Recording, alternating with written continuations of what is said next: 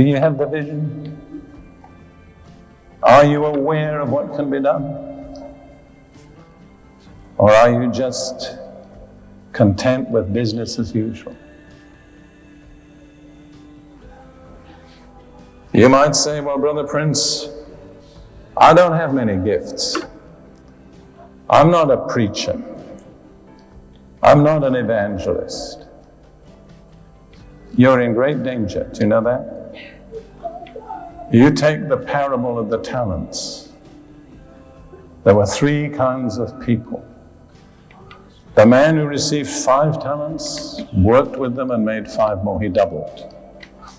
The man who received 2 talents worked with them and doubled. Their increase was 100%. But the person who received 1 talent didn't think it was worth bothering with. So he just hid it in the earth. And when the master came back to check, and he said, here's your talent, I was afraid of you, I hid it in the earth. You remember what the master said? You wicked and lazy servant. Do you realize that laziness is wickedness?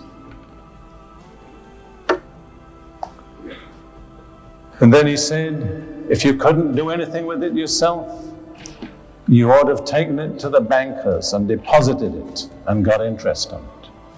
And then you'd have been able to give me my interest. And you know what he said? Cast the unprofitable servant into outer darkness.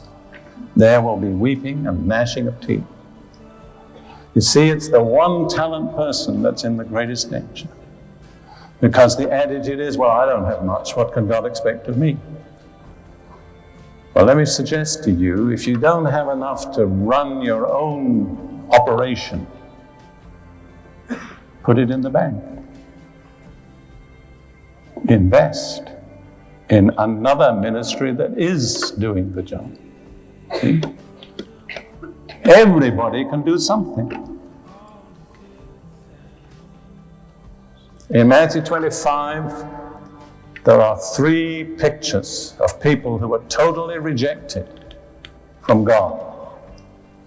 The foolish virgins, the unfaithful servant who didn't make use of his talent, and the goat nations who didn't show mercy to Jesus' brothers. And all of them were finally rejected from God's presence without an option. And you ask me, well, what was there in common? What did they all do that caused them to be rejected? And I can answer you in one word. Guess what the word is? Nothing. That's all you have to do to be rejected, is nothing. I thank God for every church which takes care of God's people and looks after the sheep.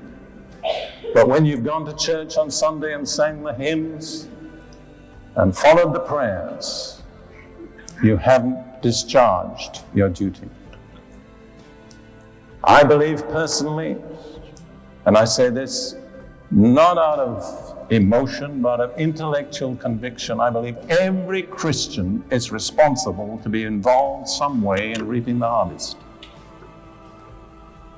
I don't believe there should be a single Christian that isn't in some way involved in this glorious task of reaping the harvest. Jesus said, the harvest is plenteous, the laborers are few. What did he say next? Pray the Lord of the harvest to thrust forth laborers into the harvest. I like the word thrust. That is a very powerful word in Greek. It's the same word that's used when Jesus drove demons out of people. Pray the Holy Spirit to drive people into the harvest. Jesus knew what he was talking about. You don't saunter onto the harvest field.